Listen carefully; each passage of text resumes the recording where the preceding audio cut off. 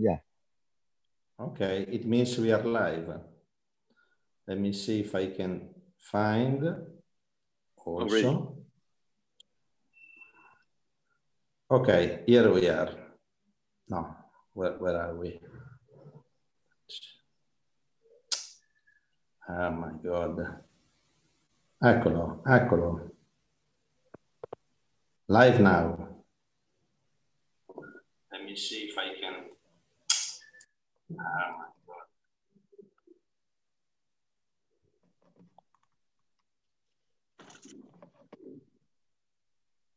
Live on Facebook.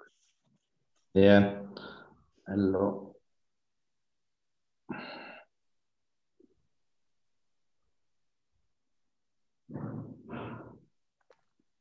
Sorry, guys, I'm sharing also in my profile.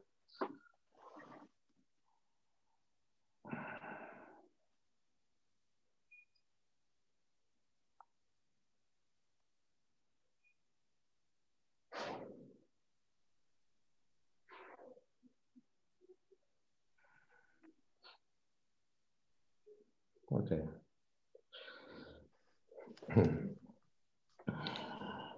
Hello, everybody.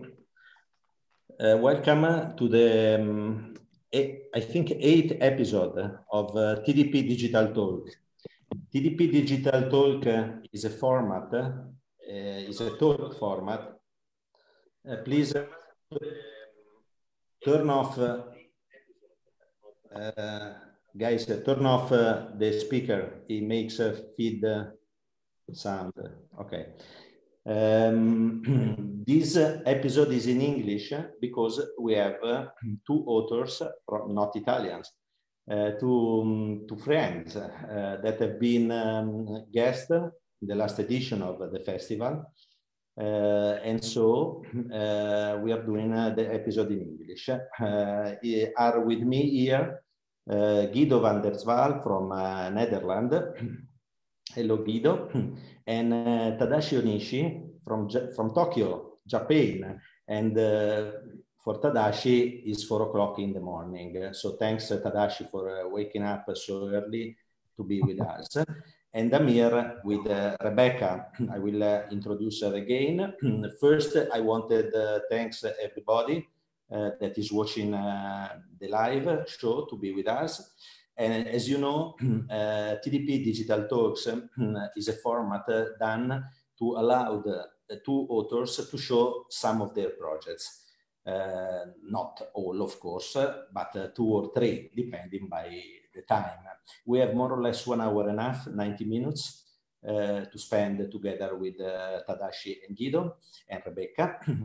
Rebeka will help me with questions. I remind everybody that you can make questions to the authors using the post in the Facebook page of Trieste Photo Days. You can also share the post with the video including. And I remember that from tomorrow anyway, the video, so the talk episode will be online, the YouTube page of .art, like all the other episodes. So you can, if you don't have the time or if you have to leave before, you can rewatch back later the video. So again, thanks for being here. And I introduce again Rebeka that was with me 2 weeks ago with Nick Turpin for the first episode in English. Rebeka is a journalist. She's a friend. She works also for Capodistria TV, and she did fantastic specials about the festival in the last 4 years, I think, Rebeka. Yeah, in the last 4 years. And I repeat, it's a great festival that from year to year it's much bigger and most international, and it's so good, Angelo. Really, yeah. Congratulations.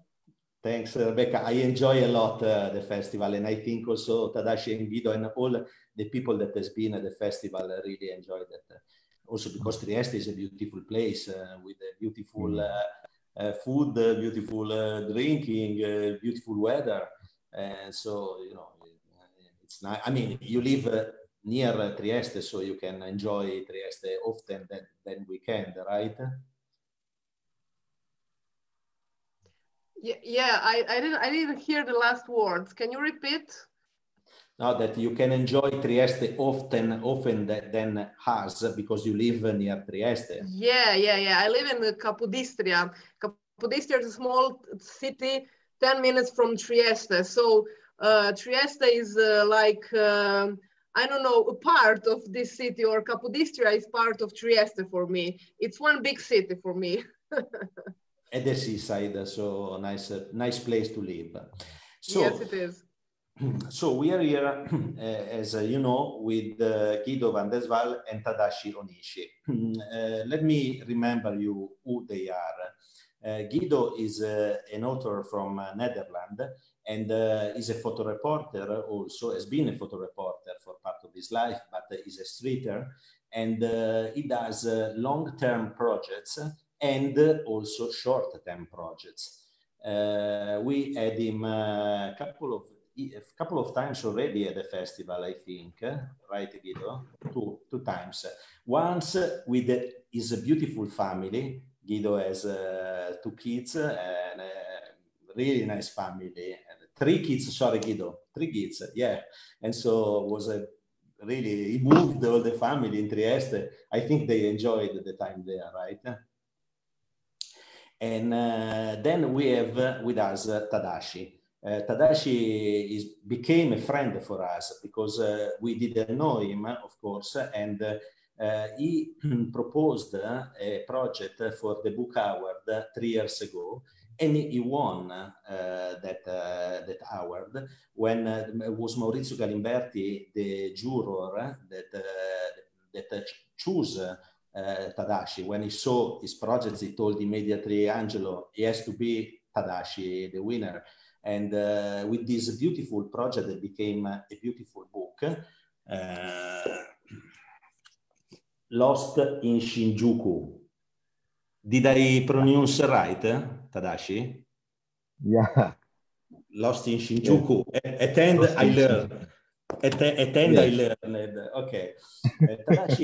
Tadashi is one of the members of the project Void Tokyo. That is a collective, was a collective, but became also a great and pretty famous fanzine magazine. I have the 6 copies of the 6 issues of Void Tokyo, done by, was created by Tatsuo, and Tadashi is one of the 10, I think you are about a dozen authors that participate to this project. Void Tokyo is becoming a very well-known international fanzine. Now is out the issue 7, Tadashi? Yeah. I don't have the 7, Tadashi. I don't have the 10, I only the 6.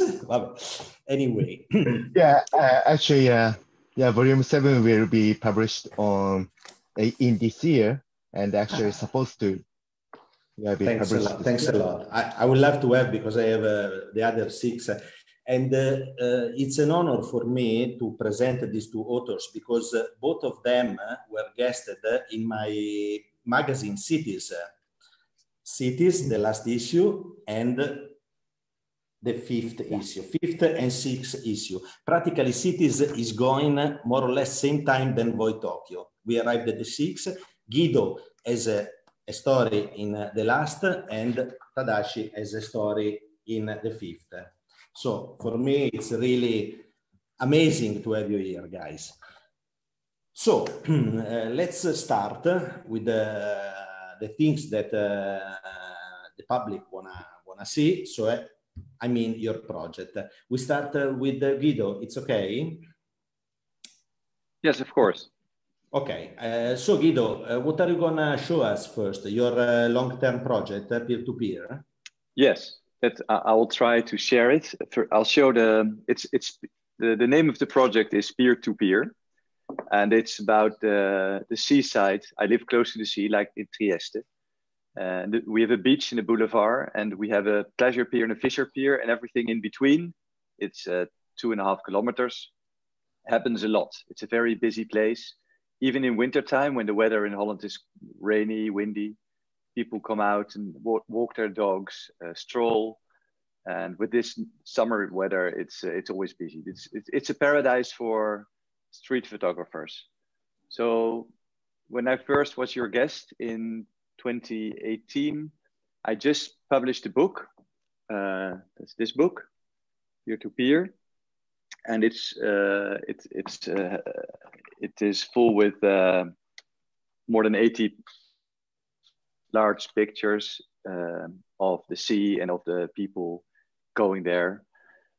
And when I finished it, I was asked a lot, so what are you doing next? And I didn't think of that before. It's like, what do I need to do something else? I didn't want to. I wanted to continue. So I decided I would just continue with the project. And this is going very well. At this point, my recent work is being exhibited in a museum here locally. We just started with the COVID pandemic. It's had to be postponed, but it will be there for the next half year. And I would like to show you some of that work. Let me try if, so this is all the shots have been taken in 2019. Photos, let me see. Share screen. You have to push share screen. Yeah, I'm doing share content, but it's empty, I'm sure. Oh, what? There it is. There it is. And then I can, oh yeah, let me see. I have to select them, and then I can share them. Okay, just give me 2 seconds, and then I'll. In the meantime, I will I'll remember to our visitors a nice story about this project is that Giedo, after he has done the first part of the project, he decided to do something particularly, something that doesn't happen very often. He mounted an exhibition of the project. You want to tell about it, Giedo? Can you see it already? The exhibition, yes, we can see. Yes, but sorry, I wasn't focusing. What do you want me to tell about? The story of the exhibition you mounted on the pier directly. Ah, yes, it was a big. Thank you. Yes, what I did was the same as the book I just showed you. I took a selection of about 20 pictures, which I showed life size, 1 by 1.5 meters, on the upper deck of the pier. So this is a very busy spot in my town. More than 2 million people come there every year. So it was there for a lot of months. So at least 200,000 people saw it, which was amazing for a first solo exhibition. And I funded the exhibition with crowdfunding, and it all went well. People were very enthusiastic. And so there were very large images, and you just could go up the pier. It was free for everyone to see. And there were on the deck, when you walked on the deck, you could pass them 20 of these large images. And the funny thing about it is that a lot of people recognize themselves or recognize family or friends because they were taken on the same spot that they were exhibited. Yeah. And maybe when you see a bit more of my work, you will also see that I like to do a bit of absurd shots and with humor in it. And it was tricky because I was thinking maybe people don't like to see themselves in this way. So I made a small sign that if you recognize yourself, please let me know, and I'll send you a free copy of the book. And this worked really well. A lot of people contacted me, and I didn't get one negative reaction. So it was a really nice project. And this, nice. What you're seeing here is actually it's like one of those typical absurd scenes I'm looking for. You see 2 completely irrelevant characters to the situation. And I'm always looking for things like this. And this was taken on January 1st, when a lot of people go into sea. And this was a quiet spot because normally it's crowded with people diving on the 1st of January into the sea. But I was looking for something more secluded. I'll just slide and hope. Of course, nothing is stage up. You shoot what you find, right? Yeah, it depends. It's I'm wandering the beach or the boulevard or the piers, and I'm looking for sceneries. And sometimes I'm just I see a nice spot with nice lights, and I think has potential. And I stick around and wait what happens. Yeah. And sometimes I'm in a different mood, and I start like hunting, and see what I meet.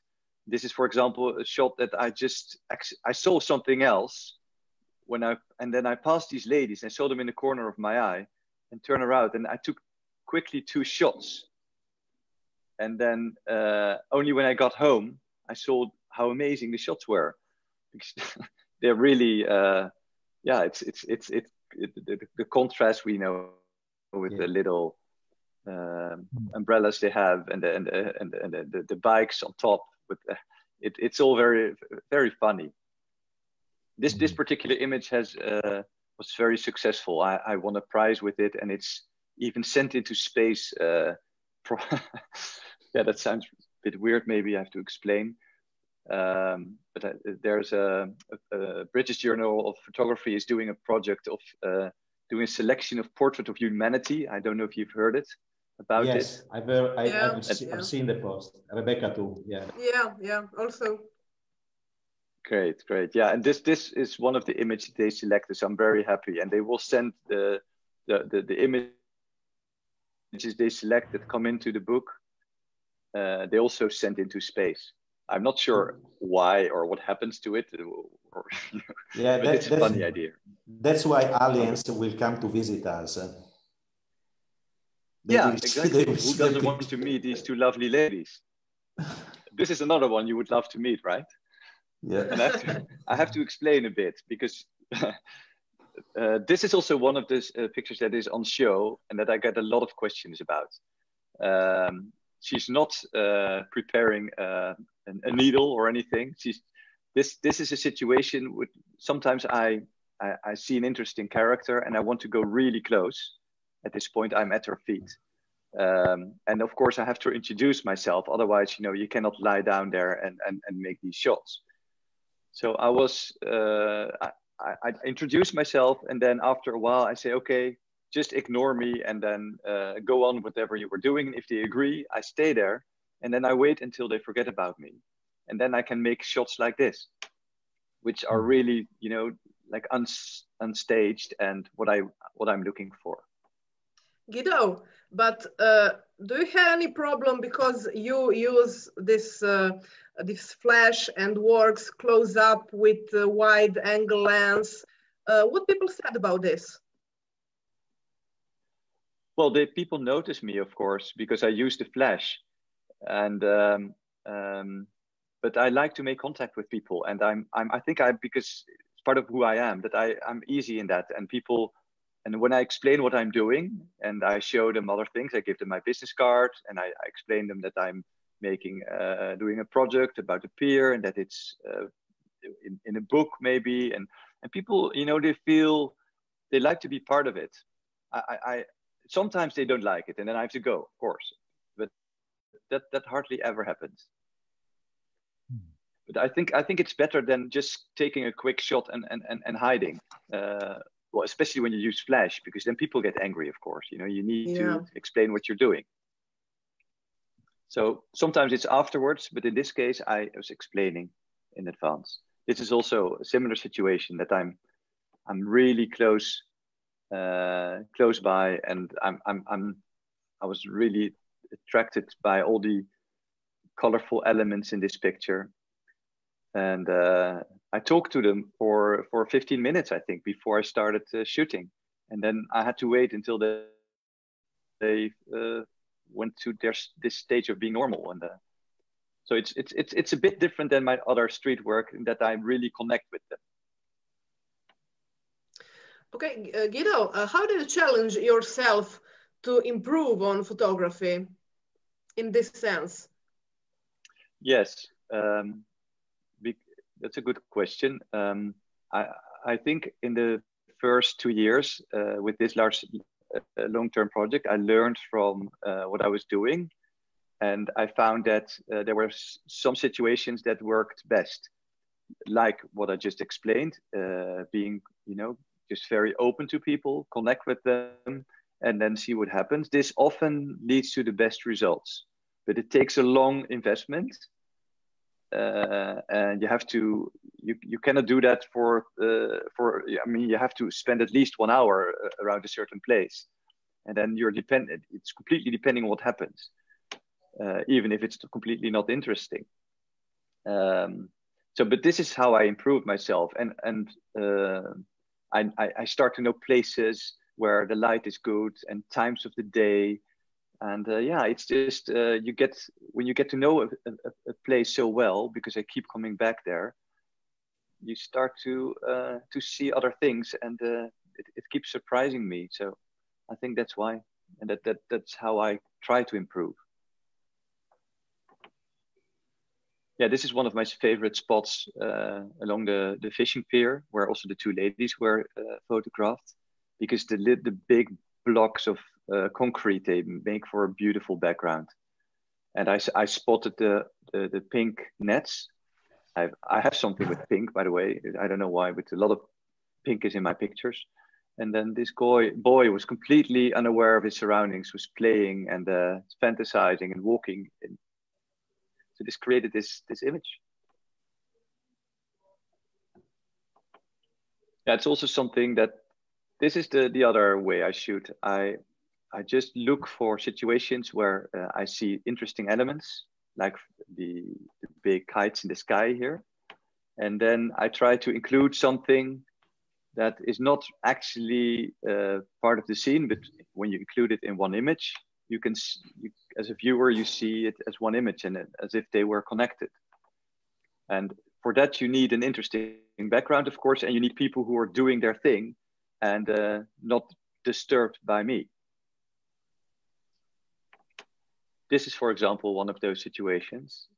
It's a little girl, but I was lying here on the floor of the top deck of the pier with the melting ice cream in the hope that something like this would happen, because the elements were so perfect. The broken ice cream, which was melting, the ice cream in the background, the fake ice cream was in front.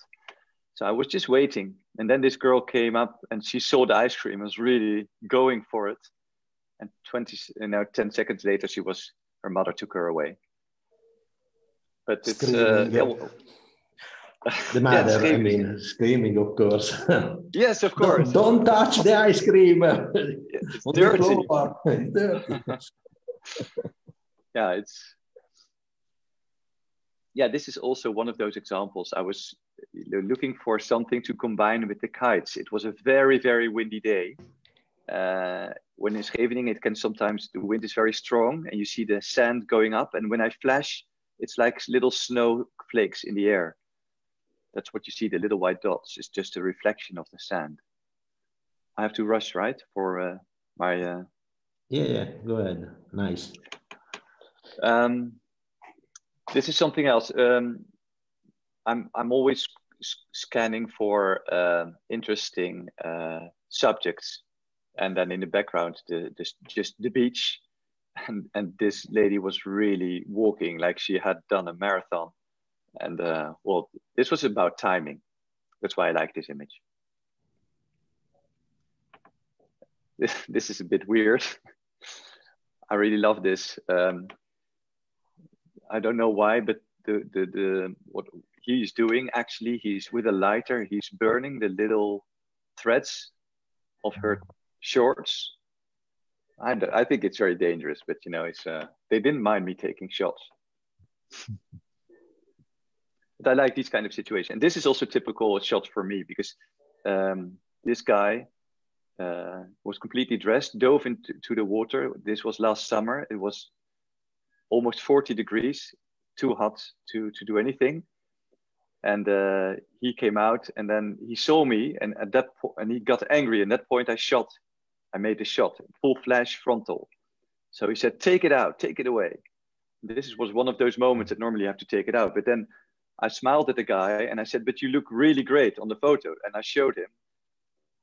And then he put his arm around my neck and he said, "Okay, you're a great guy. It's okay." And then he walked on.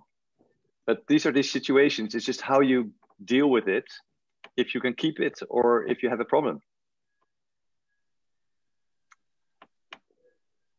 This is too, it's a shot. I don't know. Afterwards, I was doubting if I should have taken it because he looked a bit dangerous, but it was just too good to be true when he came walking, and I just dived on my knees to be able to shoot the letters behind him and include them in the image. So yeah, I think this is the last, it's just a selection of my new work. And most of it is now, you can see at the Museum Panorama Mesdag. It's a Dutch museum in The Hague.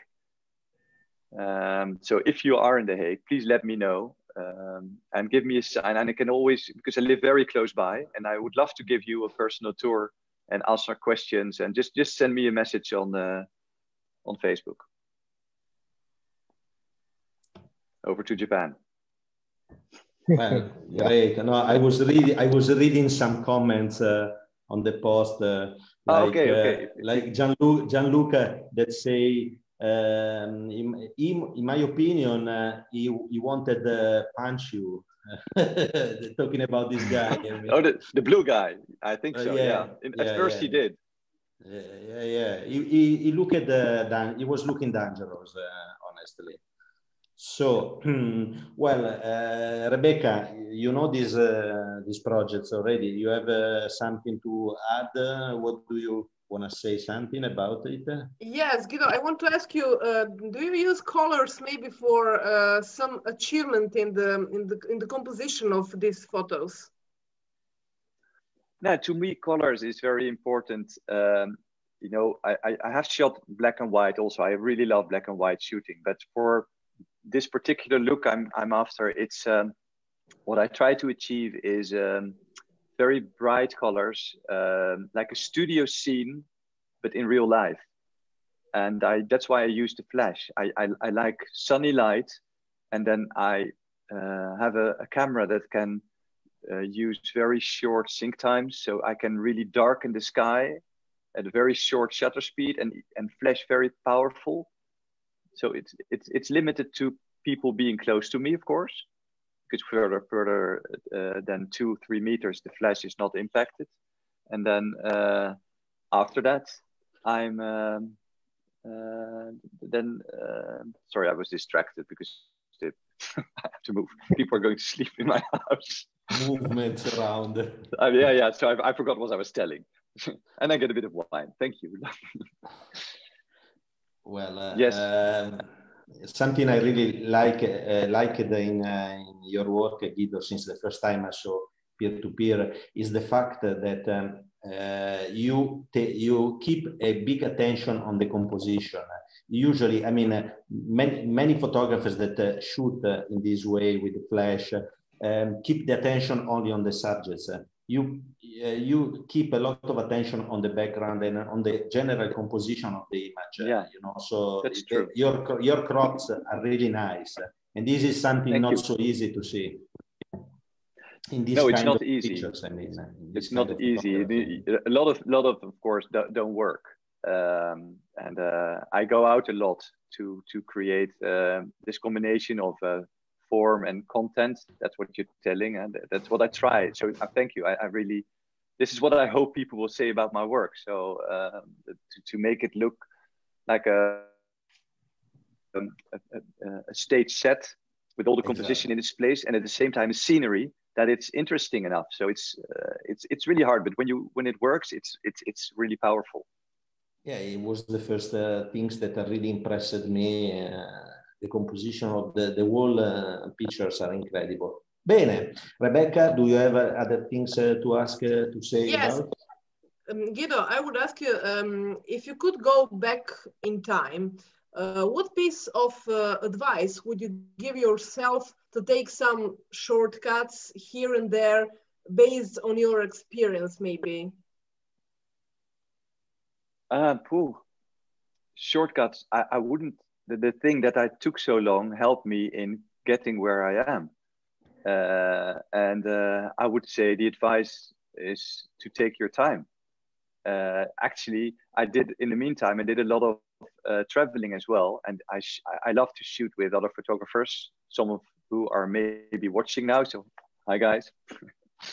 But it's when I'm, you know, for example, in India, taking shots where I've been, and then I find it really difficult to find the same energy and efficiency actually as I have here, because I don't know the situation. I get a lot of inspiration over there, but if I really look objectively to the work I'm making, and I mean, in 10 days you take almost 10,000 shots, for example, and there's only very few that are really, really good. While here, I go out for 4 times in a month, and I have some really nice shots. So it's because I know the place and I know where to go and I know where to what to do and what to focus, and it keeps improving. So I would advise myself and others, you know, don't always go far away, but try to find a spot that you can revisit and make it yours. Okay.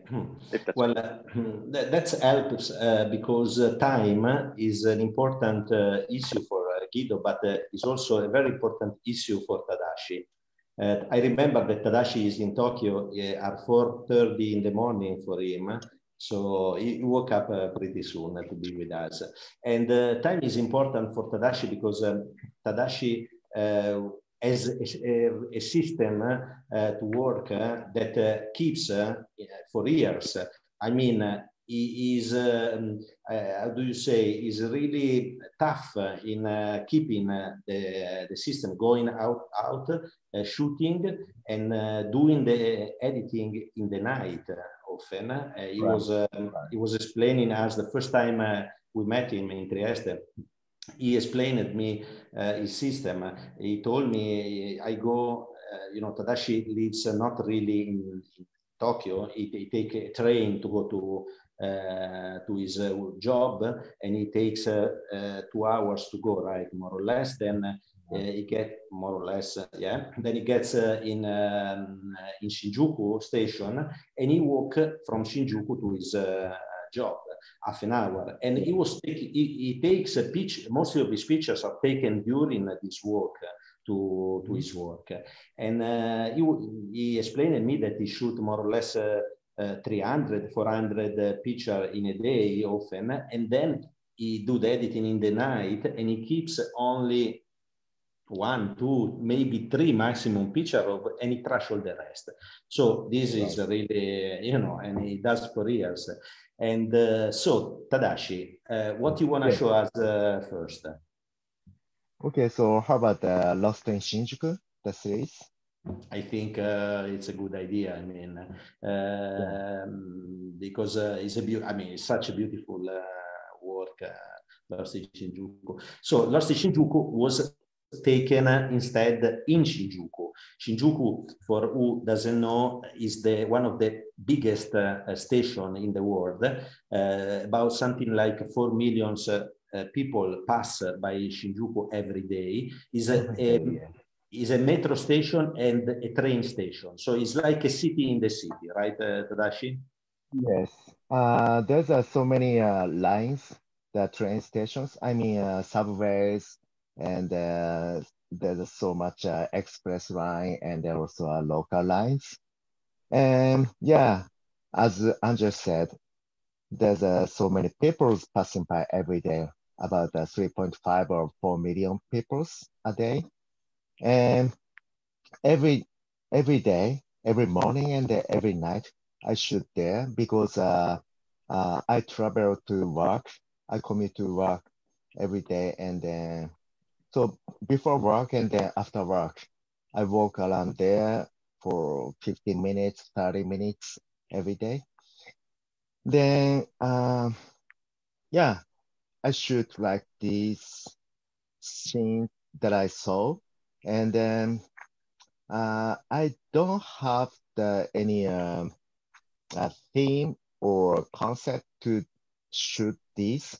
I just, shoot everything what I saw. And so as Angel said, I shoot for 400, 500 a day. And actually, 20, it's about or over 20,000 a month. Then I select it down. And to me, the shooting on the street is a part of my photographing. And it's about 10% of my photograph. And the big part of my photograph is uh, to select down. So it's same thing for me. Like, selecting process is also shooting on the computer. It's my concept. So when I shoot these photographs, I don't care about any specific moment or any composition. I just shoot. So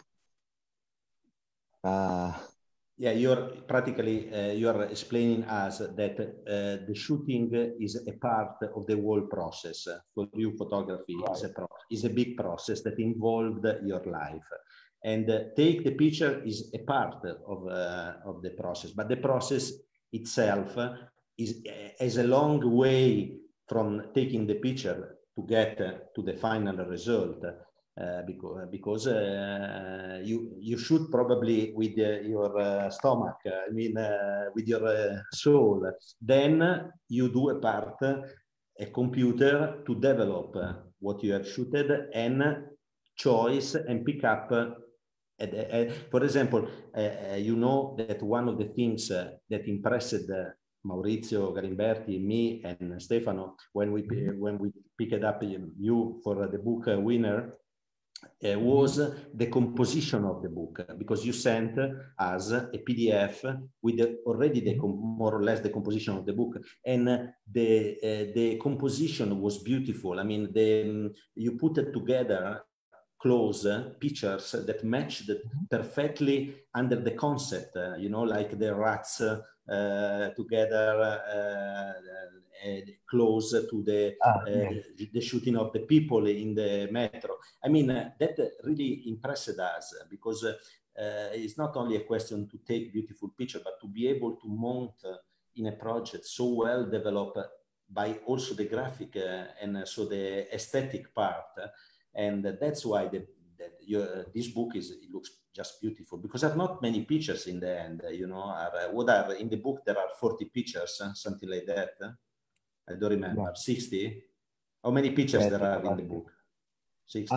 56, yeah, about 60, yes. Yeah. Sure, not so many, but are 30 perfect matching of two images, 30 double page.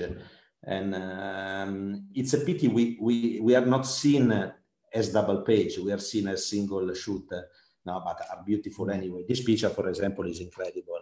So, I've seen picture around in the net everywhere. Yeah. So yeah, when I editing the book, yeah. Something I have a question. I have a question from a friend, Paolo Delle Piane. He says, beautiful images, beautiful. I think that the context of the city can also help Tadashi. I mean, the scenery of this is true. The scenario is, yeah, I just wanted to show my emotions when I'm commuting, and yeah. Okay, hear the book, fantastic. So we can see the composition. Yeah, and I wanted to. You see step moment. You see these two images. When we saw these two images together, we realized that we were seeing a really beautiful project. Yeah, so I wanted to put the one page for the paper, and the other page is how can I say, something the things represent our life. So an icon. Sorry, I match sometimes Italian with English. An icon. The other pictures are icons. an icon. So yeah, left side the peoples, and then the right side is the things or animals. What I saw in Shinjuku. So that's editing of this book. Yes. Rebecca, do we have a question for Tadashi? Yes, Tadashi, I like very much your project with the stripes in the city, mixing with people and their clothes, plus lights and elements. How did you start with this project? You mean the stripes one? Yeah. Oh, okay. Could you hold on a sec?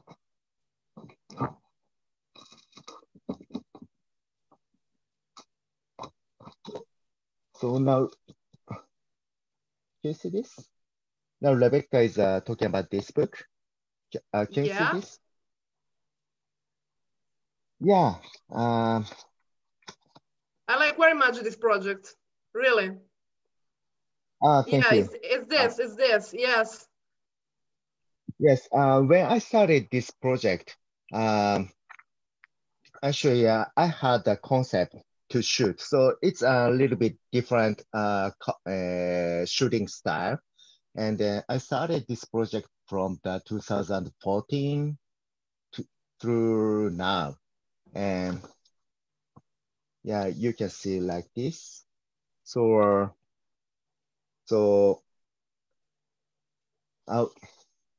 one day, I noticed there's so many stripes in the city. And before then, I'm not so interested in the street scene. But after I noticed this scene, so with the shadows or, the crossings or people's wearing the t-shirts or, umbrellas, then I thought like, we can enjoy the city itself to see, because there's so many people. Actually, I'm also, working with the smartphones, with some games or, something like SNS or something. But when we see the city, we can enjoy a lot of scenes. So something like this. Tadashi, so that's a concept. Yeah. Yeah, Tadashi, what do you look for when you go out on the streets? What do I look for? Okay. When I shoot this series, so 4 or 5 years ago, I have some concept, and I wanted to catch some specific moments. But now I have no concept or no images what to shoot, what I wanted. I just, walk around and I just shoot where I feel something. So sorry, there's no specific moments or, scene now. I have a technical question about the black and white. Do you work a lot your black and white shoot in post-production? Yes. Because the final result is a beautiful black and white. Okay. The reason why I'm taking the photograph in black and white because I want to emphasize my emotions on the pictures. So the color is very strong, and sometimes people distracting the color or compositions from the picture, then they may not notice on the meaning of the picture, what I wanted to show.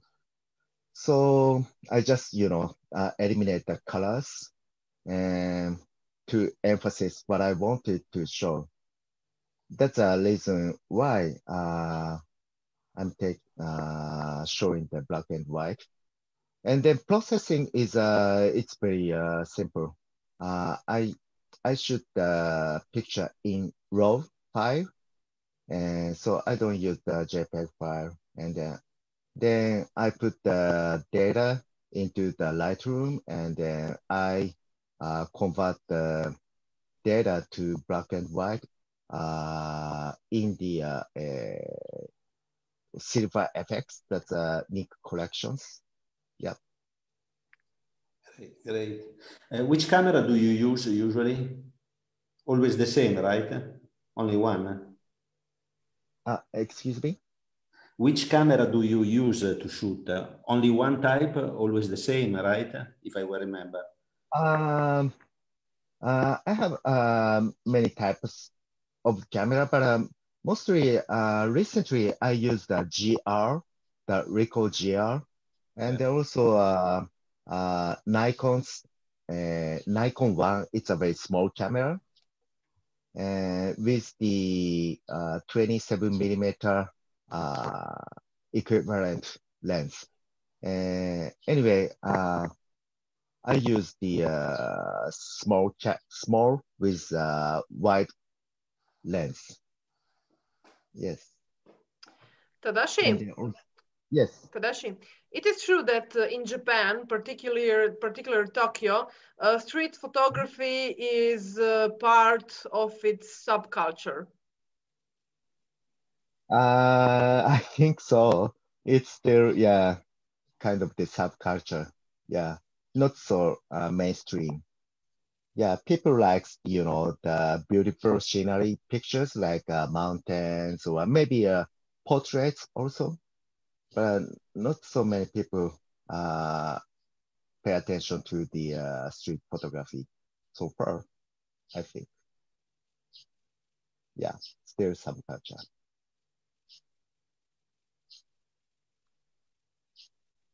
Yeah, that's Tadashi, do you interact with your subject? Because Giedo interact with his subjects, and you? Okay. Okay. In this series,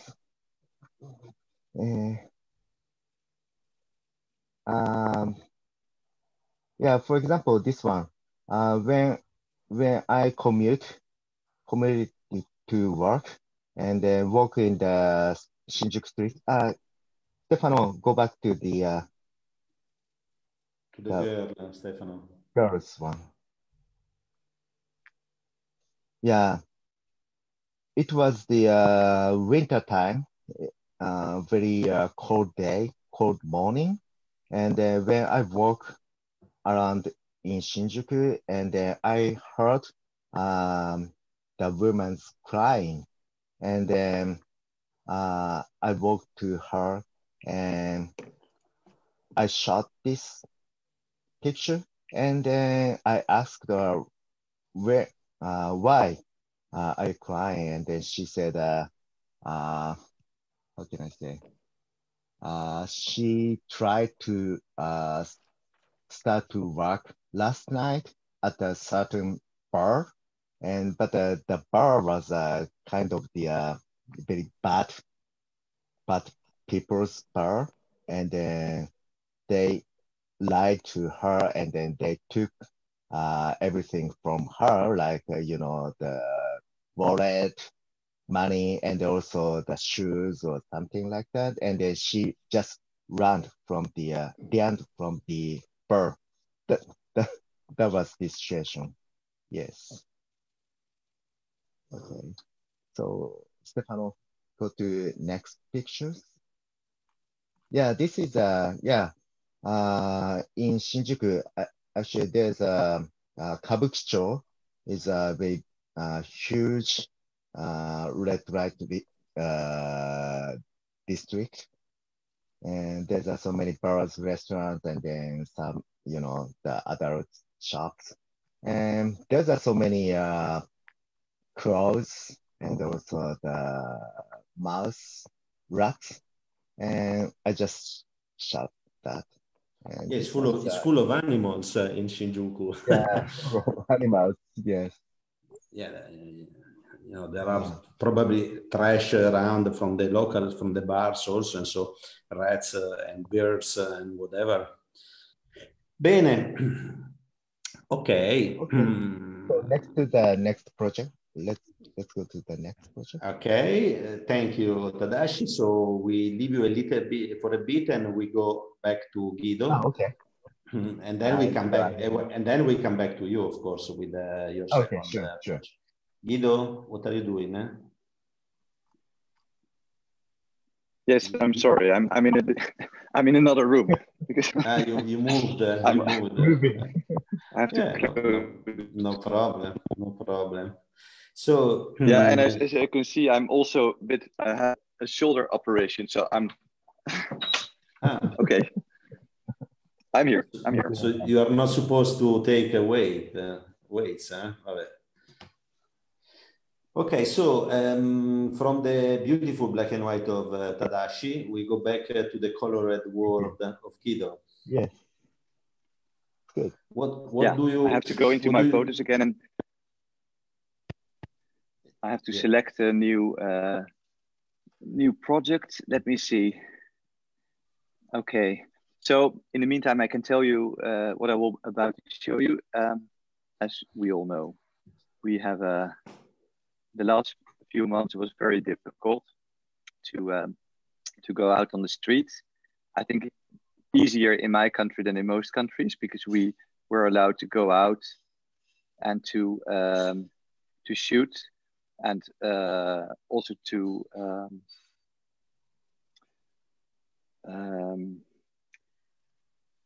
nice.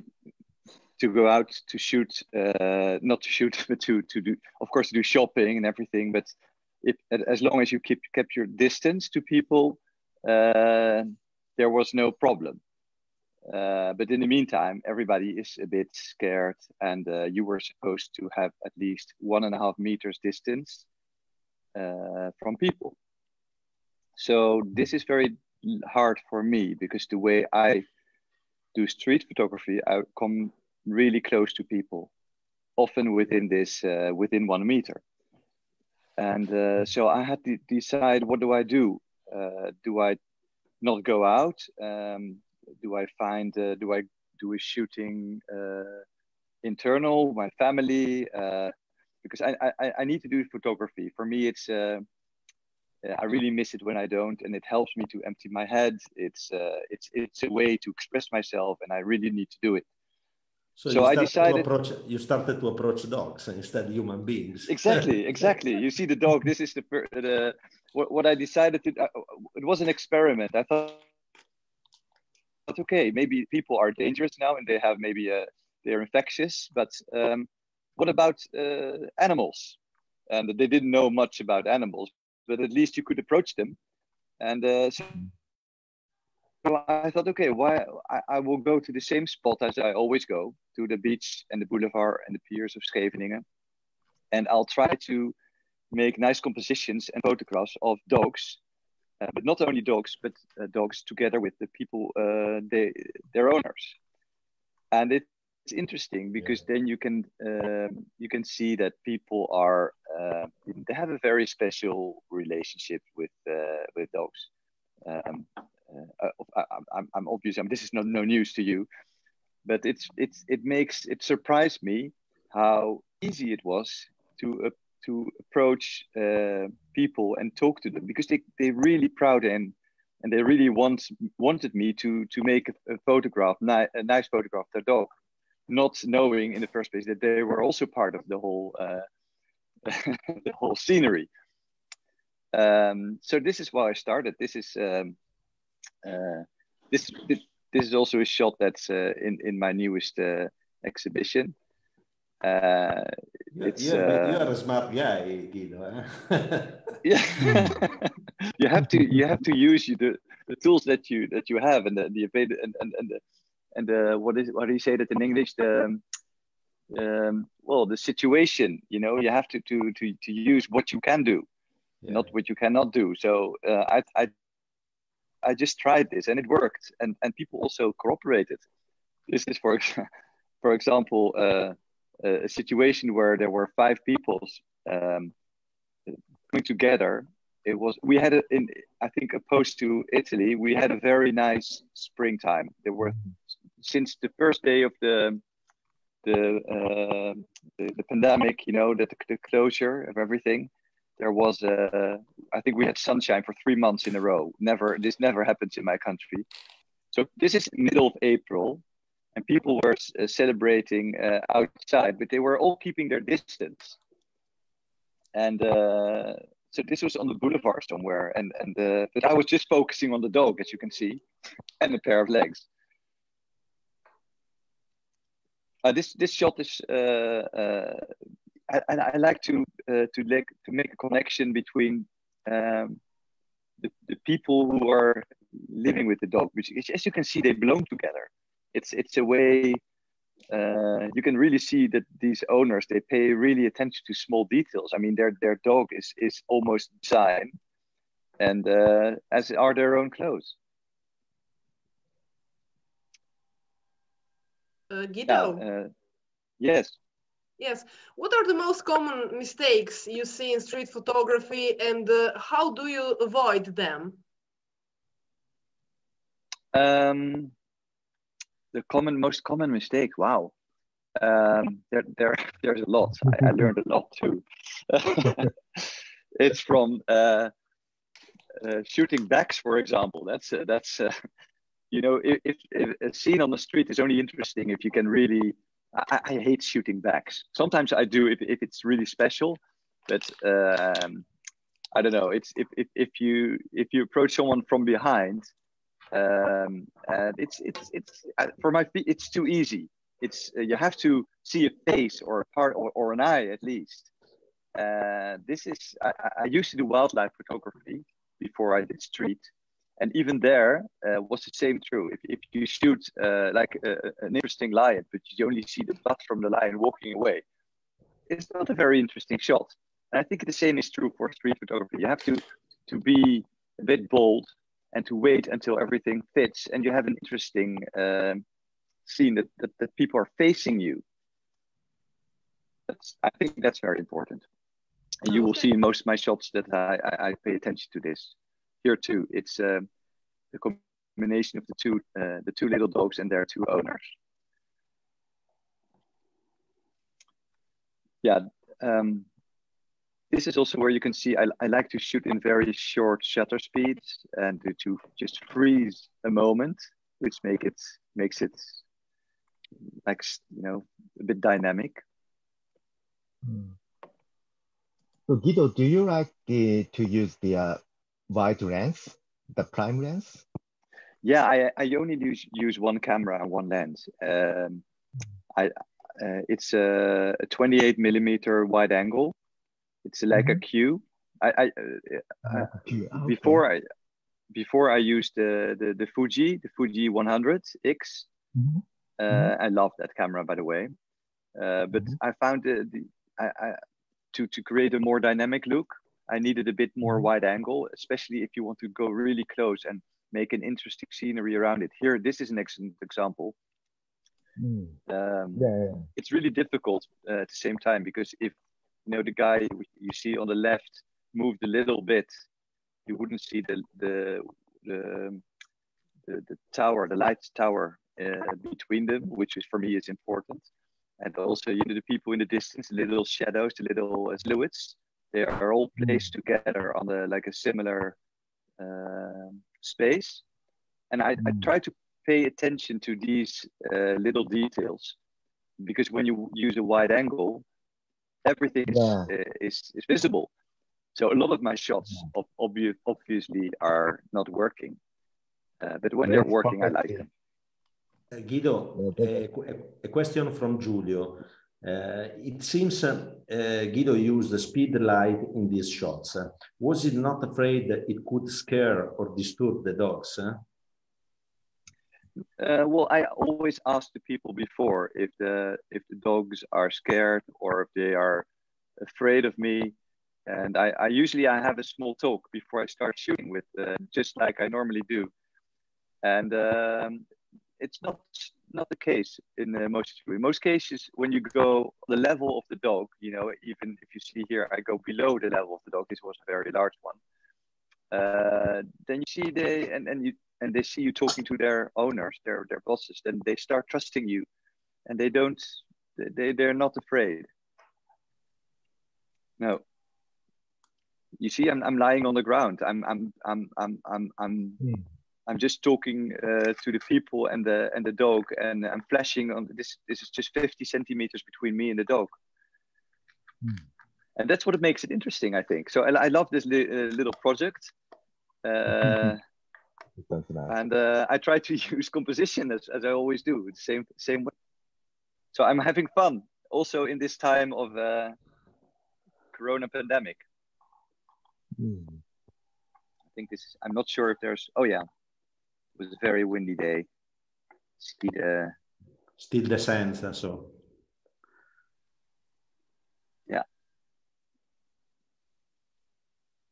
This is the only shot that is not from this pandemic. This is from last year, but I included it because it's the same thing, dog and an owner. So that's this project. Maybe I'm not sure if anyone wants to ask me about it.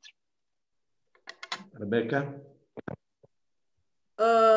Yes, maybe.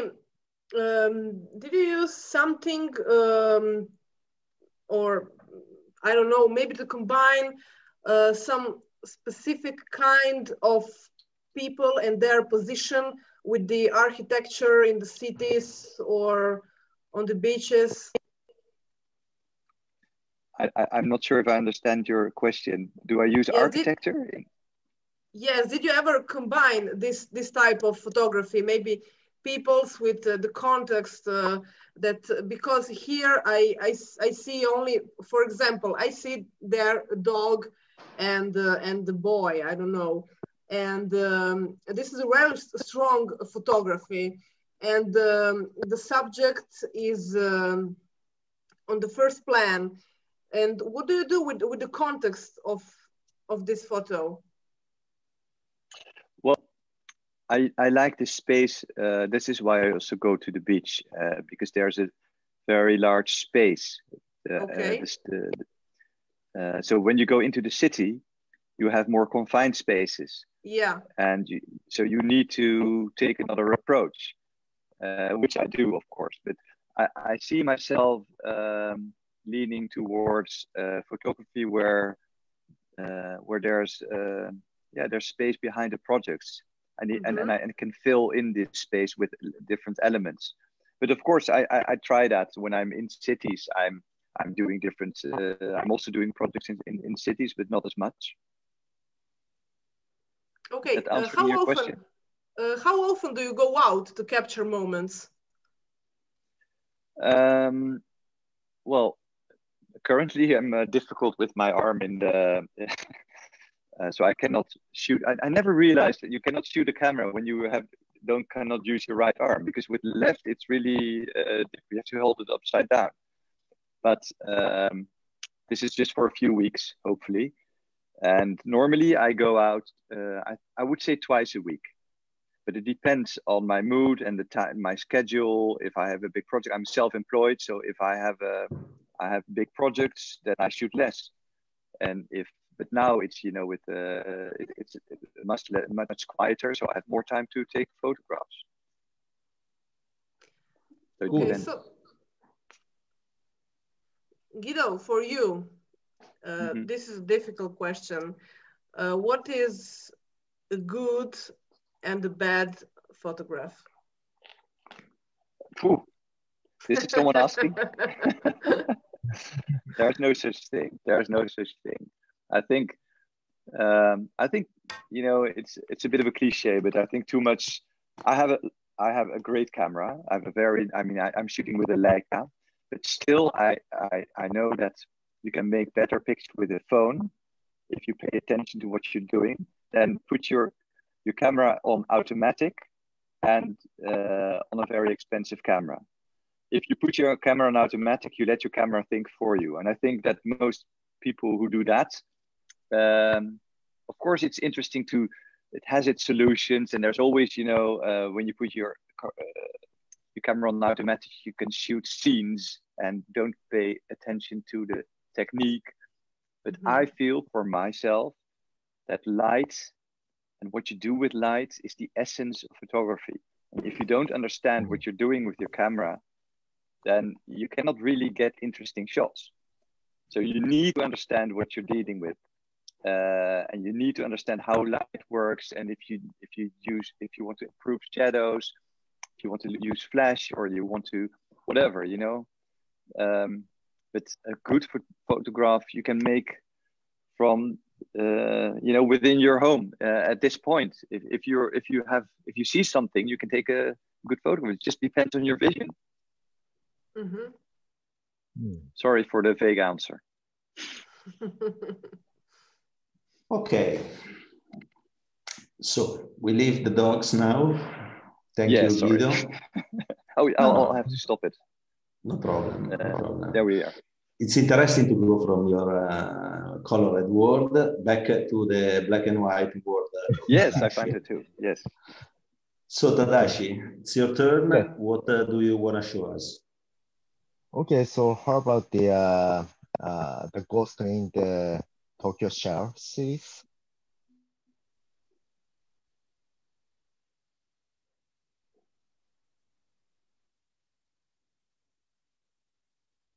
Okay, in this series, actually I had the concept, and then this is still I'm working on. I started this project from 2015. Okay, so let me explain about the technical things first. I use the slow shutter with the flash. That's basics of these photographs. And the reason why I use this setting is I wanted to capture the moment and also moment of the subject. And also I wanted to stop the background of the Tokyo. Yeah, see this photograph? The people stop, but it's also transparent with the still background. It means, the people's just, exist temporarily at the space, but also the cityscape, the city itself is built by this kind of the accumulation of the people's existence. That's what I wanted to show in this series. So that's why I use that kind of settings. And yeah, sometimes I go to the city at night to photograph this series. Yeah. Tadashi? Yes. Your series are held together by the use of systematic repetition of different visual elements. Do the subjects for your series emerge from the editing phase of your work, or do you specifically go out looking, for example, for stripes or maybe reflections? Actually, in this series and then also the City, I had the concept. So when I shoot in the city on the street, I had some certain images. But Lost in Shinjuku or such kind of series different. But anyhow, in this series, yeah, I had some certain mind on the street when I shoot. Yeah. what is the most challenging aspect about photographing in the streets of Tokyo?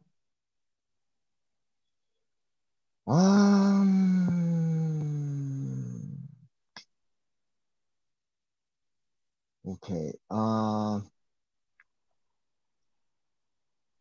To me, the distance, because I use the wide lens, and I like to shoot the people in very close.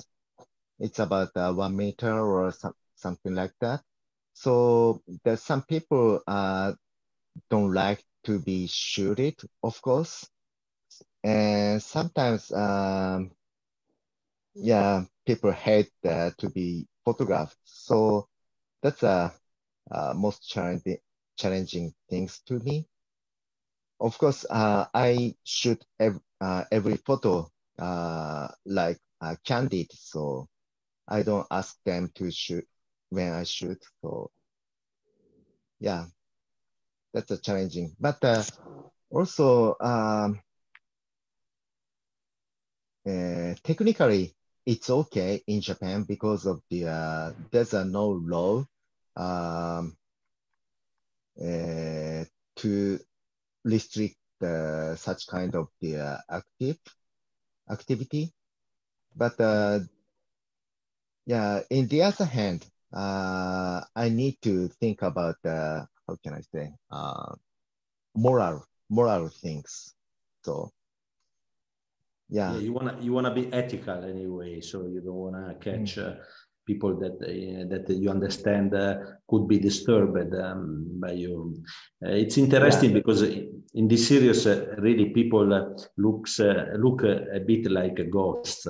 You know, I mean, the real subject for me is the city, as you were saying before, and the people are living in this place, but are like ghosts is passing, and of course the quality of your black and white helps a lot to give a beautiful result.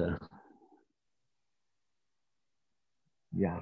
Tadashi, Yes. you are a good observer, and in Tokyo, many neighborhoods are being stripped of its culture and are being replaced with a generic, non-traditional way of life. What are your feelings about these gentrifications in Tokyo? What I feel, It is true, or maybe it's only some kind of image that we see on the social media, or it's really like this? actually, Tokyo has many faces. So kind of the traditional or maybe business district, and also you know the casual towns. So the social media or you know uh, yeah, there's so many faces, and we can see the only some certain faces through the social media or such kind of photographs. And then I want I want to show the some certain uh, from the some certain standpoint. Yes. I have a good question for you from Vanni. Vanni is an Italian editor that is going to be working on from the next issue of a City for the Italian stories. And Vanni has this question for you that comes from what you are saying. From his work emerges a strong component of opposite feelings. That is the work speaks critically of the city of Tokyo, but there is his love for documenting all this. If he had the power to change the city, Tokyo, would he do it, or would he leave it that way? I mean, it's true that emerges different and opposite feelings sometimes in your picture. You love your city at the end, but would you change Tokyo, or it's okay as it is for you? Could you say again? Would I change? if you could have the power to change the cities. Okay. I see. I want to keep the Tokyo as now. So yeah, I love the Tokyo now. So very chaotic. Like there's so many people. So and then so many thoughts. So yeah, I like this Tokyo now. So I want to keep Okay. Tokyo now. Yeah. So yeah. Giulio, So that's a. Sorry, Giulio didn't understand the technique that enable you to have ghosty figures, but quite definite, not less. Do you take different shots in the same spot and then overlaps them, or how do you achieve that amazing result? He's talking about this series particularly. Is a single shot, right? Yeah, single shot. Yes. So for example, this shot is yeah. Actually, I use a tripod, and yeah, Long time. I put my with about 1 second or 0.8 second, and it depends on the how bright the situation is. But yeah, I use a slow shutter with a tripod, and then I have the remote flash. So it's tricky, but I think it's also the snapshot. So I put the camera at a certain place, and then I move around with the flash, and then I put the flash on. Just some like how can I say? Okay. Yeah. Snapshot. Sure. Yeah. Yes. Rebeka, final question. Yeah, Tadashi, you have a particular style, this strong black and white photography.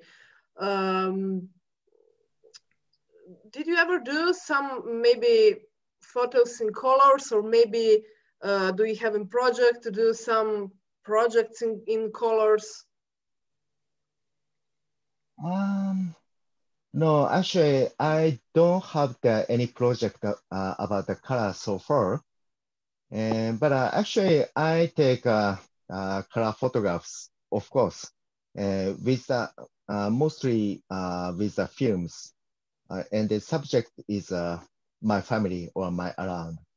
Yes. So Okay. color photograph to me is a kind of the how can I say, recording or document of my life, my surrounding. Yeah, but it's not for the any project to show the people. Yeah, just for us. Okay, so you use the colors only for private photos. Yeah, private. Yes. Okay, okay. Yeah. Okay. So, thank you, Tadashi. And again, back to the colors. Guido, Yeah. the last project you were gonna show us. The microphone, Guido. Turn on. Turn on.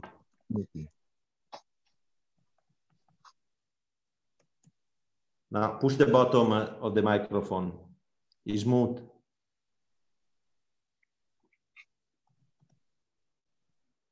Guido is still mute. Push the bottom. So okay. I think this is better, right? Yeah. Yeah, sorry, I was in share screen. I couldn't do it anymore. I have to start again. Just a minute. I have to find my photographs from the project. I'll explain a bit. This project is about an event which I have visited now twice. It is called Pink Monday. And a few of these pictures were also shown in Trieste last year. So maybe you recognize a few. The first one especially, as it was also on the cover of a project that you This one. This was the cover of the book for Martin Parr. No, I don't hear you. Oh, sorry. This was the cover from this series. We picked up the cover of the book done for Martin Parr. From Martin Parr, yes, exactly. Yeah, I was really honored. It's funny because, to be honest, when I started street photography, I didn't know much about people doing it, and soon people said, "Yes, you're doing Martin Parr imitations," and I said, "Who is Martin Parr?" It happened. I really didn't know, but then I saw the book, his book about the beach. And then I said, "Oh, I know what you mean now, because this guy is doing great work, and I like what he's doing." So I'm not sure it also influenced me, but it was also a coincidence that my work is also a bit like his work, also because I like to shoot on the beach. But then I thought, okay, I have to participate in this project that you are doing a book on Martin Parr, and then this shot was chosen as a cover, which I was really proud of course. And okay, so but to tell you about my project, it's Pink Monday. Pink Monday is a gay pride. It started as a gay pride 20 years ago in a southern small town in Holland. At that time, it was very sensitive. Gay people were, attacked. They were not safe while walking, and it was really something that was in this part of Holland was it was not very they were brave to do it. But in the last few years, this whole gay pride scenery has turned around and become some kind of a festival thing, and it's about celebrating love. It's more than a gay pride. There's also people who are heterosexuals or transsexuals or everybody who feels he wants to say, celebrate love. You dress up in pink, you go to Tilburg. This is end of July, probably nice weather, and you go out. And I have visited it twice, and I've started shooting, and it's an amazing scenery. People are, especially now, you cannot imagine people being so close together, and I'm not sure what they will do this year, but it's all very pink and very extrovert. And you see, it's funny because when I went for the second time last year, I started to recognize people who I met the first year. So it's not actually that big. It's not. It's quite a small scenery. People going there, but it's amazingly it's visually very attractive. So it's like a small sub project that I like to do, which is also an advice maybe to people who are watching to get tips. Someone gave me that advice once, that as a photographer, it's nice to have at least 3, 4, 5 projects in the back of your head. And so when you go out and you think there's nothing here, you can always look for something, like for a color or dogs, for example, or for something. And if you have a few of those and you have a camera with you, there's always you can always have fun. And I think that's what street photography is also about, that you have fun while you're out there, and not only about making the best possible shots, because you can always want better shots, but it's not possible and it won't make you happy. Oh, I show this one a second. Yeah, you see, it's a typical scenery. I got really close to everyone, and this year will be completely different, I think. Yeah, this is also, I'm not sure. I like the contrast between the traffic sign, which of course says, don't come in here, and you know, the very extrovert people who were saying exactly the opposite.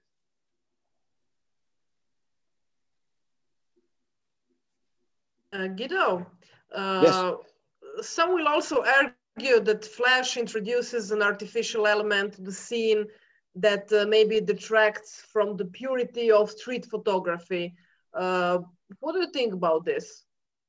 Yeah, sometimes it does. It's a choice. And for example, when light is really beautiful, I sometimes doubt if I have to, if I want to use it. So what I do is I use flash in a situation that of full sunlight.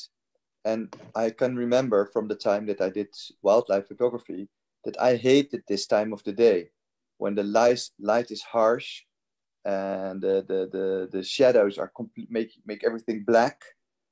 So it was impossible to shoot. And then I saw there are two solutions. Street is very smart with this because you have this solution of exposed for the highlights, which I learned quite early when I was doing street photography. Then you get these very deep black shadows and the exposures on the highlights so that you only see what is lit by the sun. But I found another solution to overpower the sun with my flash. So I just dial out the sun with my diaphragm and then I fill in with the flash. So I actually use the light of the sun as a backlight. It sounds a bit technical and you cannot do it with every camera. You need a camera that has a central shutter blades that you can synchronize with 1,000th of a second, for example, and still have a synchronized flash. It's this effect in this situation. You create your own look. But I agree that whoever asked this question, for example, when there's very soft light in winter, or there's very or evening light, then I sometimes also I take off my my flash and I just shoot because it's so beautiful. It's about choices. Okay. And Giedo, we know that color helps composition, but color adds also some kind of interplay between elements, and this I can see in your photos. What do you mean by interplay? There is some rhythm between the components of the photo. I don't know, how can I say this? Well, I look for complementary colors. Yeah, you know, yeah. like yellow and black and pink and green and things like that. And you get when you shoot more in color, you get an eye for that. But it's not, you know, in street photography you have to shoot what's available, and it's not always beautiful. So. Yeah, but it's a different way of looking when you shoot color than in black and white. But it's funny because it's if you shoot like this with what I'm doing, the harsh shadows and the full bright colors, and still with the composition in face, it's sometimes very nice. I sometimes turn my images into black and white, and it's quite pleasing actually. So it's. There might be a time when I turn back to black and white and start shooting that again.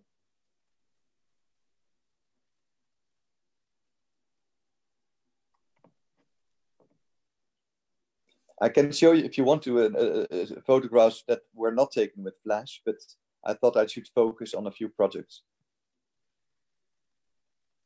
Oh, that's okay. I mean, it's nice. Yeah, no, if not, we are going out of time.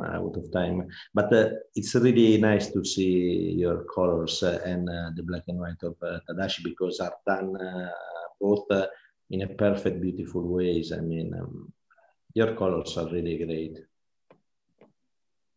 Grazie mille. Should I stop it now? Yeah, sure. Let's stop. Sorry, but you know, time. I saw it. Will kill us. So Thank you, Guido. And we go back to Tadashi for the last project that he will have the time to show us. Sure. That is one of my favorite. It's Snow in Tokyo. Mm-hmm. Okay, great. This is a series that we published in cities. Yeah. In cities 5. I want to tell the story of this series because it's interesting. You shoot it in a very short time, right? Yes. Actually, these photos are taken at the 2018 January 22nd. At that time, there was a so unusual snow in Tokyo. There's so much snow at the night, and I got off the work early and then went to the city to shoot these photographs. And yeah, this is yeah, just practically you shooted all these in less than 1 day, in few hours, right? In a couple of hours. yeah, that's right. For few hours, yes. And yeah, I went to the city and then shoot the snow scenery because it's unusual in Tokyo. So yeah, that's a Shibuya station. Just started snowing. This was in the morning. Yeah. No, actually it's about 5 o'clock. Evening. Yeah, evening, yes. So people going back home, more or less. Yeah, just right after work or something. Yeah. Yeah. And I started with the photograph without flash, and then at night I use the flash. Actually, usually I don't use the flash, but in certain moment like the raining or snowing, I like to use the flash because it emphasizes the you know, the moment. Dashi, Yes. do you agree that with black and white, you will focus more on the light and shadows, while color requires you have to you to have a look at every possible combination of annoying colors that could break your image? Yeah, I think so. To me, yes. Yes, to me, yes. So, for example, in this series, I wanted to emphasize the snow. So the black and white is a perfect fit for this series, I think. Because in Tokyo, there's so many, you know, color neon signs or advertising.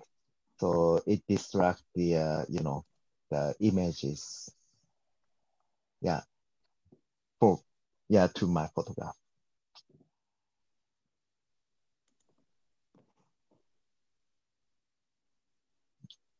Yeah, snow door. Yeah. Yeah. Yeah, imagine there's so many this kind of the snow doors in the city, and mostly you know, the adult people created them because we were exciting about so much snows in Tokyo. I love this series, really. Thank you. But you know that, I mean,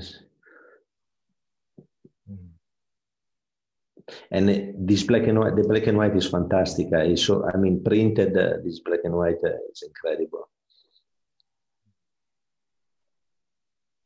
Tadashi, Yes. if you shoot in an urban setting, especially large cities like Tokyo, You probably found that there are too many people around, walking everywhere, and the visual mess can be difficult to sort. But you do this in one excellent way, really. Oh, yeah. Yes.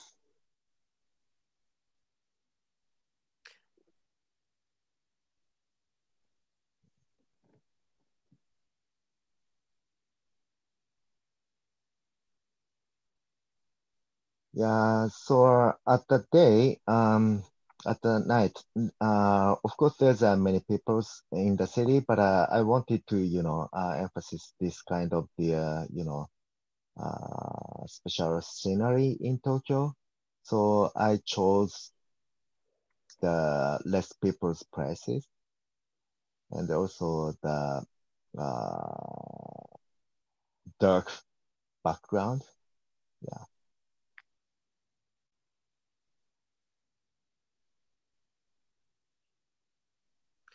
What is your favorite locations in Tokyo? Favorite location for the street photography. Yes, because you shoot only in Tokyo. Your projects are centered in Tokyo. Yes. Mostly Shinjuku, of course, and also Shibuya, because there's so many peoples, and we can catch the very attractive moment. And also the Shibuya and the Shinjuku is a place that I played around when I was young. So yeah, I'm so familiar with those places. So yeah, those two cities, yeah, I like to shoot. Well, you remind me, we have an Italian photographer here in Milano, Diego Bardone, that shoot only in Milano, and he does black and white street. He did a beautiful book.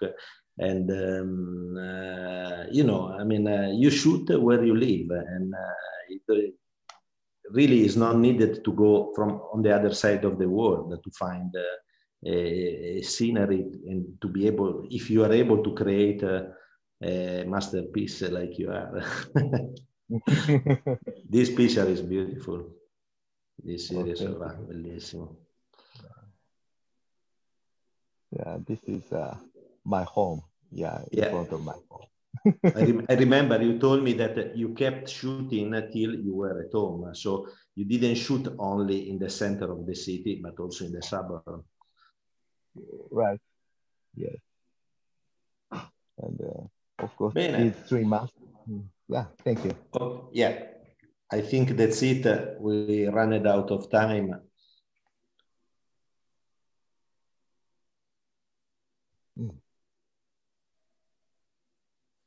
Bellissima.